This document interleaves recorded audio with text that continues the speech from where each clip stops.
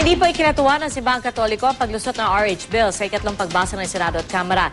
Ikinakasa na raw nila ang petisyon para questionin ang legalidad nito. May ulat on the spot si Sherry Ann Torres. Yes, Pia. Ngayon nakalatag na para pag-usapan sa Bicameral Conference Committee ang kontrobersyal na Reproductive Health Bill. Ikinakasa na rin daw ng legal experts ng Simbahang Katoliko ang ihahain nilang petisyon sa Korte Suprema na question sa constitutionality ng RH Bill. Sabi ni Antipolo Bishop Gabriel Reyes, hinihintay na lang ng mga legal expert na ito na maging ganap na batas ang RH Bill. Agad daw pag-aaralan ng naturang grupo ang mga provision nito kasunod ang paghahain ng petisyon na question sa legalidad ng batas. Partikular daw nila igigiit ang pagiging anti-family at anti-life ng RH Bill.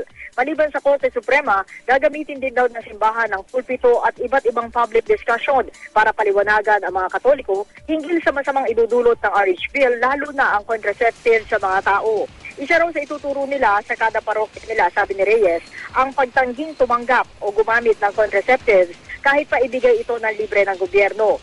Ibinasura ni Reyes ang pagsasagawa ng anti-RH Bill rally sa magaganap na Bicameral Conference Committee meeting.